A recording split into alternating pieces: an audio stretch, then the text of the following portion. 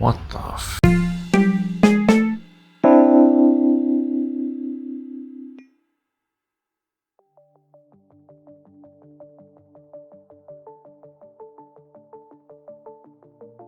The Enterprise is surveying a comet moving through the Persephone system.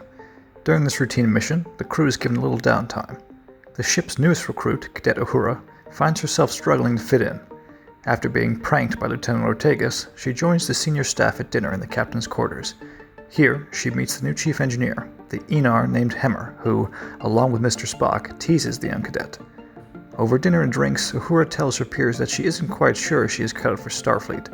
Spock suggests that if she feels she doesn't belong, she should consider making way for others who wish to walk her path. Pike and Una have a chat about Pike's vision of his untimely fate. Una tries to convince him that the future may not be written, but Pike isn't so sure. Spock discovers a cataclysmic event is about to occur. In just 2 days, the comet will collide with Persephone 3, destroying it. Captain Pike decides to disobey the Prime Directive and attempt to save the civilization on the surface. Spock develops a plan to change the trajectory of the comet, but he is thwarted when a force field appears around it. Discovering a structure on the surface, an away team consisting of Spock, La'an, Samuel Kirk, and Uhura beams down to try to disable the shielding. Back on board, Ortegas and Number 1 devise a plan to use phasers to disrupt the force field. Before they can fire, they are attacked by an alien species that call themselves the Shepherds, a religious group that worship the comet. They call Mahanit, and will do anything to prevent the Enterprise from interfering with its preordained trajectory. Stranded on the comet, Uhura discovers the structure on the surface responds to music. A duet with Spock causes the shields to drop. When the away team returns to the ship, the Shepherds open fire. After some expert maneuvering by Ortegas, the Enterprise powers down. Pike tells the Shepherds that the Enterprise has suffered total systems failure, and if they don't help, they will collide with the comet and their warp core detonation will destroy it.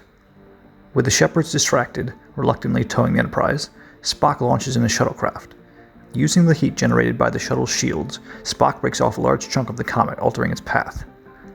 The Enterprise crew saves the planet and parts with the Shepherds on good terms. Scans Uhura took within the surface reveal that the comet knew that Spock was going to interfere. The events of the mission were predetermined, a fact that reinforces to Captain Pike that he cannot alter his destiny. Well, Children of the Comet was another great episode for Strange New Worlds. Fantastic, classic story, great character moments, incredible visuals. Everything about it hit home for me, and I gotta say, I think we're really in for a fantastic ride with this show. The episode opens with Ortegas and Uhura going to Pike's quarters for dinner. They've all been there, so the senior staff and some crewmen have been invited. And Ortegas plays a bit of a hazing prank on Uhura, saying that she should wear her dress uniform when everybody else is wearing casual clothes. But it's great. But the whole scene in Pike's quarters is a lot of fun, and it just gives a great sort of tone to the episode that everybody is so familiar with each other. And we meet Hemmer, which we got teased at the end of the last episode, who's an Enar. And they briefly play with Uhura, with the fact that he's telepathic, and Spock telegraphs telepathically that he's going to throw a carrot to him. Hemmer catches it. It's a very fun moment, and Hemmer seems like he's going to be a really cool character, but we only see him at the beginning of this episode, and he has one line a little bit later, and that's about it, so it's very strange. We didn't see any of Dr. M'Benga, but it's fine. That's how episodic television works. You shift the focus around a lot.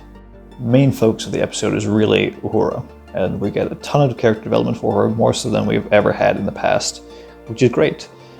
Celia Rose Gooding, the actress playing her, is fantastic, and she's very sort of youthful and naive, and very inexperienced. Doesn't really know if she belongs, on the Enterprise and in Starfleet. There's several moments where she questions if she's on the right path, and she even mentions that to the senior staff. And then Spock has a conversation with her in the corridor, saying, a lot of people, myself included, Starfleet's been a dream for them. So if you're not sure you're on the right path, make way for somebody that wants to be on, in your shoes, which is a very powerful thing. And Ethan Peck has a great performance. Those two have excellent chemistry. The whole cast does.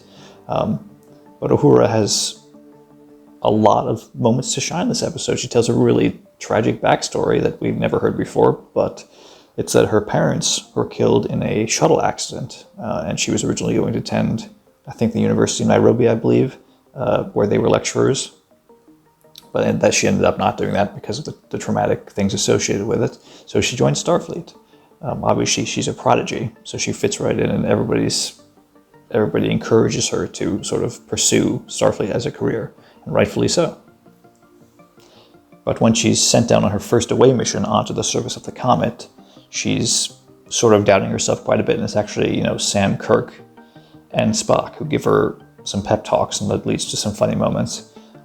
But she, at the end of the day, solves the big problem. She communicates with the sort of technology on the planet that responds to music.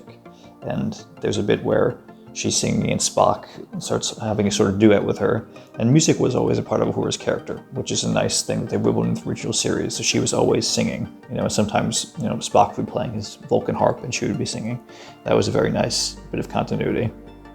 But back in Enterprise, they're dealing with the problem with the Shepherds. They're trying to sort of negotiate, saying, we don't want these people to die on the planet, but the Shepherds are saying, this thing is preordained, don't interfere, it will make the right decisions. And Pike, of course, being the stoic captain that he is, will not let that stand and insists on interfering. On the surface of the Comet, Sam Kirk is knocked out, being a bit of a red shirt, even though he's a blue shirt. But he's knocked out, and Spock actually uses his tricorder as a defibrillator, which I thought was a very interesting and clever gadget. We have some nice moments with Spock and Nurse Chapel, and of course in the original series, Nurse Chapel always had the hots for Spock, but nothing ever came to that as far as I remember. But it's nice that we're seeing the sort of origins of that. But that being said, the portrayal of Nurse Chapel in the show, I love, but it's nothing like Nurse Chapel, Major Roddenberry's version of her, which is fine because that version of the character really went nowhere, and we're already getting a lot more personality from her in Strange New Worlds. The sort of final solution to the problem with the Comet is a bit muddy. Basically what happens is, well, first of all, there's some fantastic space shots of the Shepherds vessel firing an Enterprise, and Enterprise dodging and weaving while Ortegas is piloting. They look really cool and very different from anything we've seen before. I absolutely loved it. But they basically park next to the Comet, and Pike hails them. Or rather, they hail the Enterprise. Pike says, we've been immobilized. All the systems are shut down. We need your help. And that's a bit of distraction for Spock to go out in his shuttle and sort of do this sort of ring around the Comet and heat up the surface of the Comet with the shuttle shields and essentially cause a piece of it to break off, altering its trajectory. I think that's what happened. It was a little bit confusing.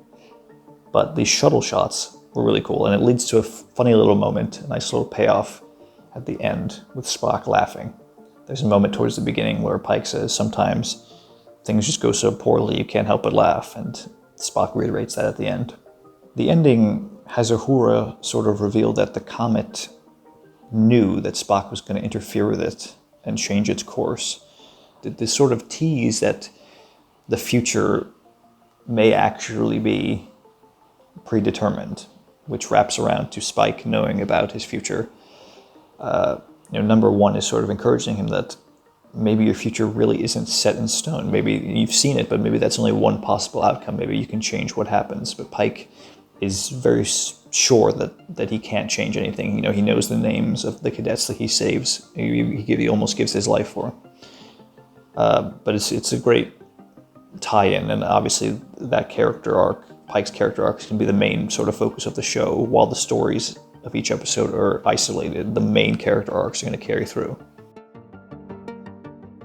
My only real gripe of this episode, because for the most part it is fantastic, the only thing that sort of rubbed me the wrong way was on the bridge, everything was very casual.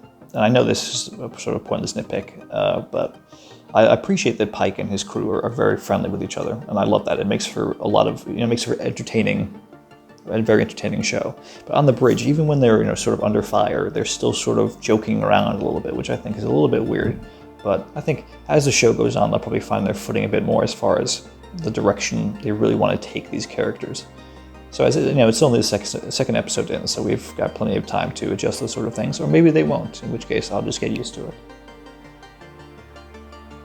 So the second go-around for Strange New Worlds was, on many accounts, just as strong as the first, and I think episode 3 is probably going to be just as good, and I'm looking forward to it. I can't wait to see what we get next week. I'm loving every minute of the show.